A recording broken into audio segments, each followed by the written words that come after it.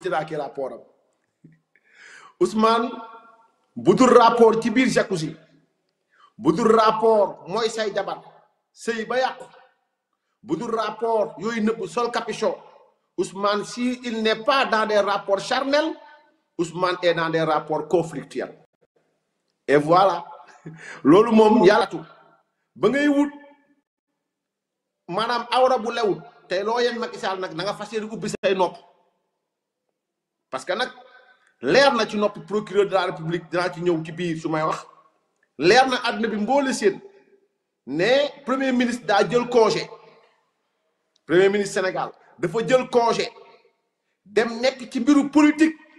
di wax waxu politique donc nous sommes en train de répondre à un homme politique Ousmane Sonko qui a tenu un discours politique qui a traité notre parti politique de parti criminel notre président de voleur dafa toog jiiñ Macky Sall sàcc jiiñ suñu parti criminel kon ubbi leen seen nopp tey di ngeen dégg bu sooba yàlla parce que ginnaaw ba da ngeen am leader bu réew bu xamadi bu fuuy bu xamul boppam chaque jour mën na leen yéen waa Pastef xam leen ni Macky Sall mii ngeen di jéem a def morom du seen morom waaye ginnaaw ba da ngeen bëgg jël Ousmane Sonko def ko koo xamante ni moom ngeen teg ca kaw ñun Macky Sall dañ ko teg mu tiim Ousmane Sonko kon na ubbi ay noppam kon fenaakoon gi bi nga xam ni moom lu mu yàqule rapport a ko yàqal ak fen te loolu leer na ci bopp askan bi yëpp ne lu mu yàqule lu nekk rek ay rapport charnel moo ko yàqal ay rapport conflictuel xeeb na rapport IGF léegi xeeb na rapport Cour des comptes xeeb na rapport yëpp tey dem na tàpp ci rapport IGE kon tey mbay rapport mu yokk na doosam dem na ca rapport IGE danaa ci ñëw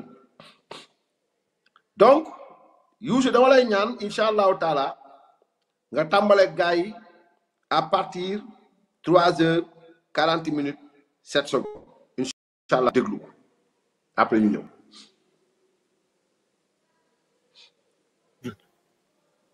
dem tar ci des ci Afrique demul dina jafe ñu ne kon suñu engagement africain il faut ñu renouveler ko il faut ñu renforcer ko loolu mooy le panafricanisme bi nga xam ne moom la ñuy woote. waaye mbokk yi bi ñu defee lii ba noppi il fallait ñu xam fan lañu doore lan lañu fekk ci réew mi loolu mooy état des lieux bi ngeen dégg waaye bi ñu defee état lieu bi ba mu pare daaw laa njëkk a def conférence de presse ne leen nguur gi fi jóge dañoo waxul sénégalais yi dëgg nguur gi fi jóge dañoo dem lebal waaye jël li ëpp ci leb wala lu bari ci bor boobu nëbb ko ba feeñul ci suñu comptabilité publique feeñul ci suñu budget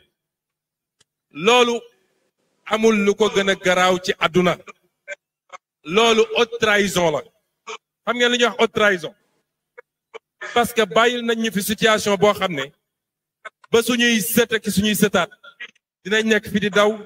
di fay bor boo xam ne ñoom ñoo ko làqoon ñu ne kon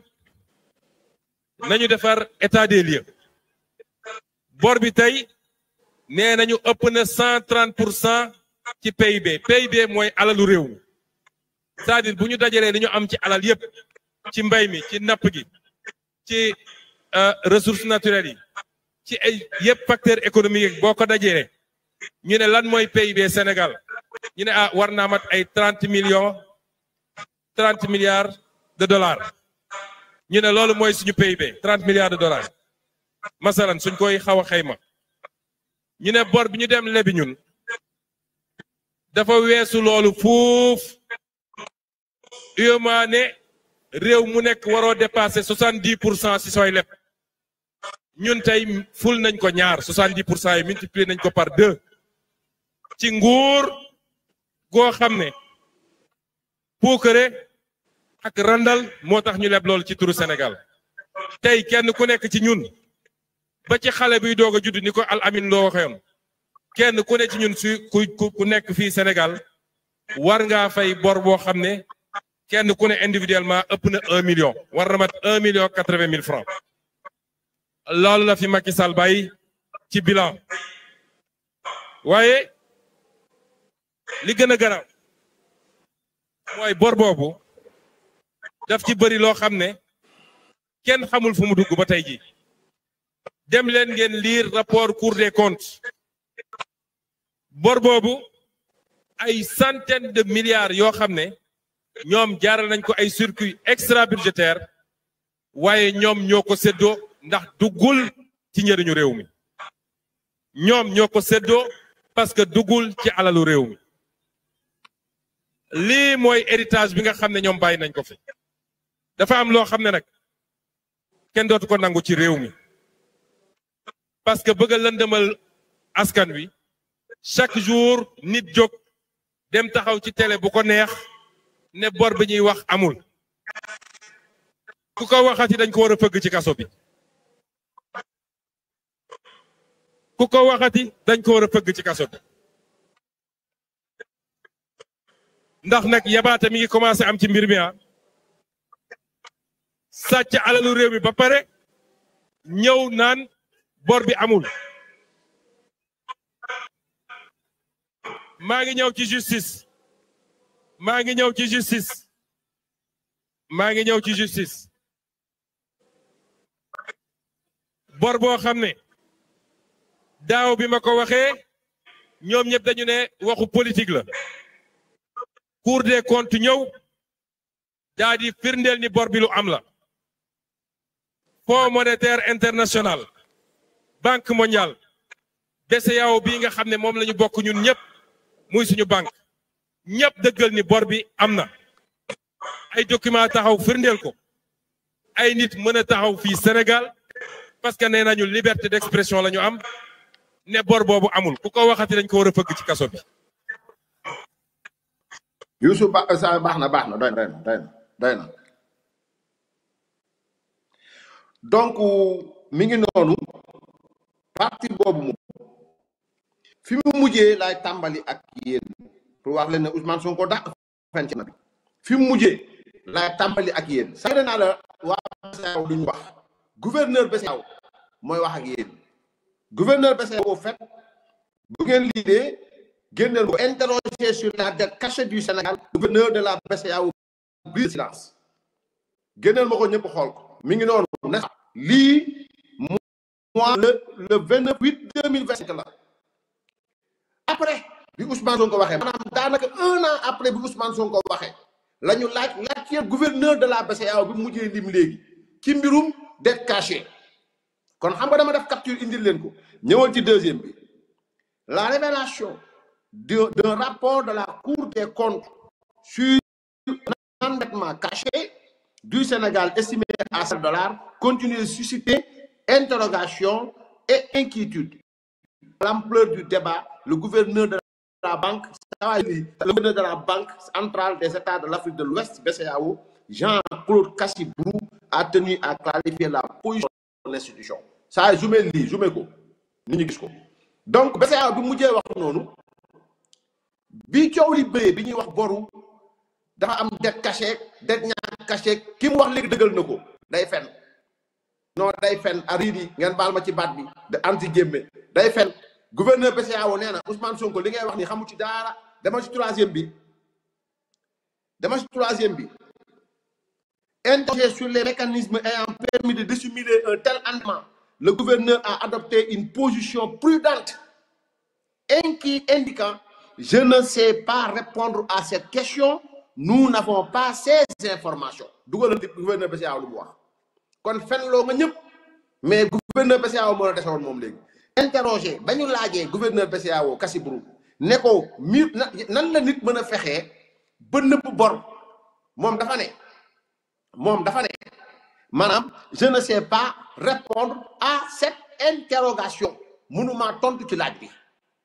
kon lii leer na sa waay dugalal ma li ma yónnee capture bi pour wax moom wax day am seede wax day bot seede wax day bot seede gouverneur BCEAO lii la wax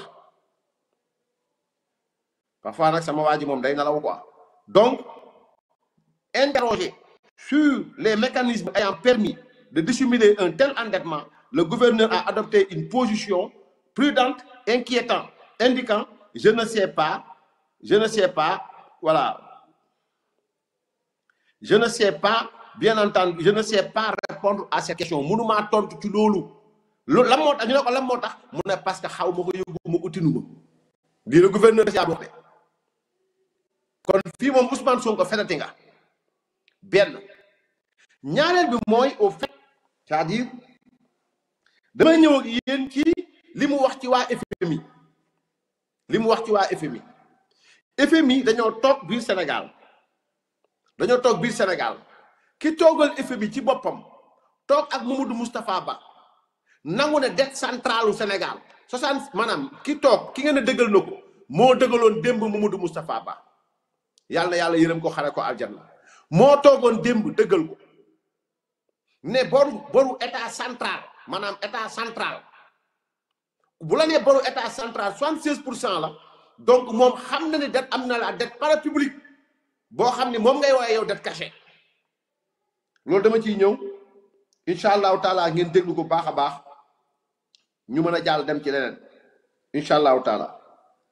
fii moom ku fi fen rek ku fi am kilifa guy neefere rek ñu tonni ay neefereem incha allahu taala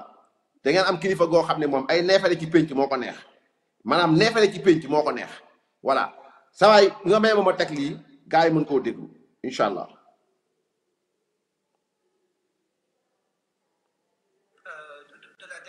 moo nekk nii Moustapha Ba la toogal yàlla yërëm ko xare ko àjjana.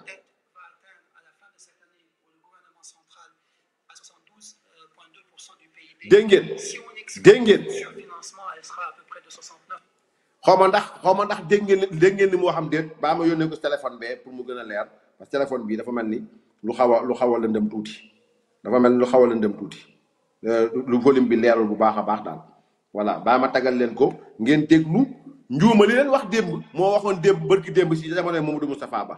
xaaral ma ñëw tagal leen ko.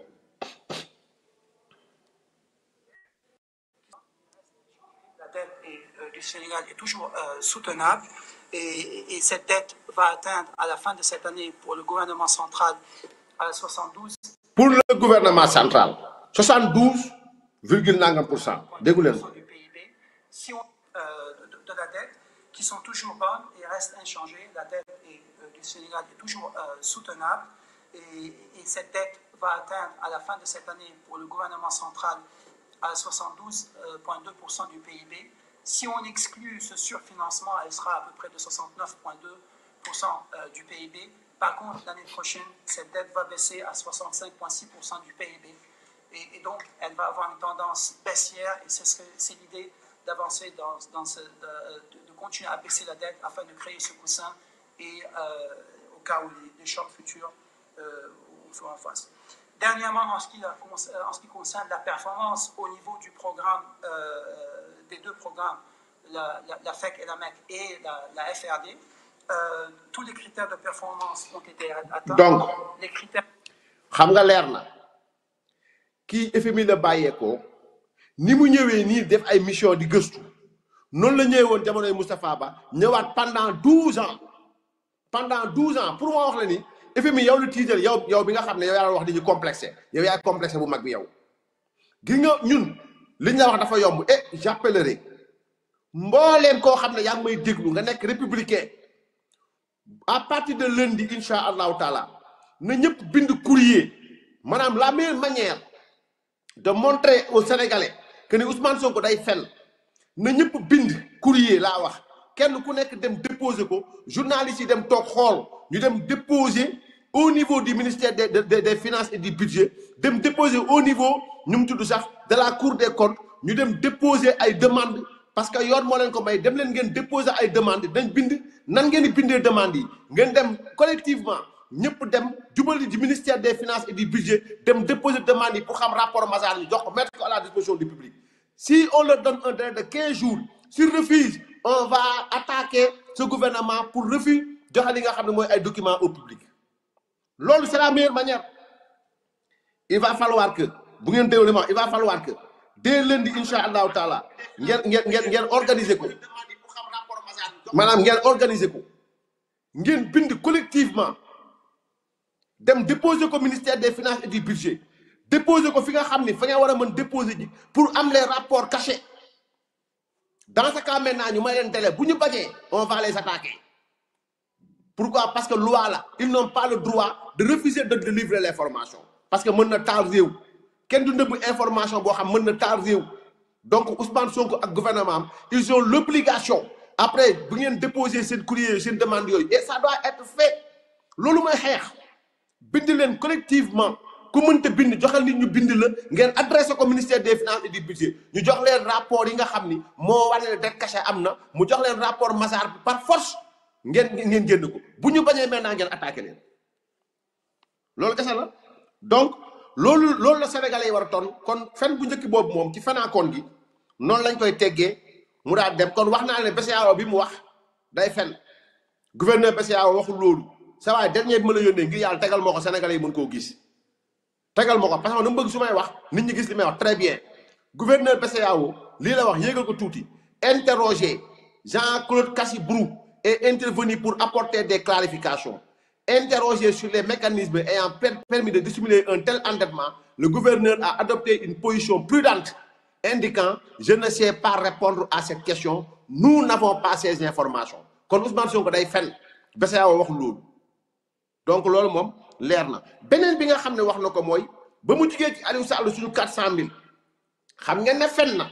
Sénégalais yëpp xam nañ ne suñu 400000 moom ay fen la ay waxu naka sa xandak maa ngi ciy ñëw ci biir wax ci pétrole beeg gaz bi ay waxu naka sa xandak la léegi nag moom yokk na suñu 400000 jël na ko foofu ma ngay wut alibi campagne ak slogan campagne mooy taxaw naan ay sénégalais bu nekk war a amel nañ ne 1 million day fen la dette elle est maanaam la dette elle est intergénérationnelle bor ba Abdou Diouf fayoon de bor ba Abdou Diouf leboon ba léegi ñu ngi koy fay mais lâche qu'il est maanaam parce que c'est un lâche maanaam ku gën a nekk jaam ba romb Ousmane Sonko amul bu la sëñ bi yónnee tuflitu jaam mu tufli xaax nga romb tuflitu Ousmane Sonko mooy doo yóbbu dara ci kër sëñ bi parce que dafa mën a fen c'est un menteur menteur au-delà d'être un pervers narcissique maa ngi ciy ñëw léegi maintenant dama ne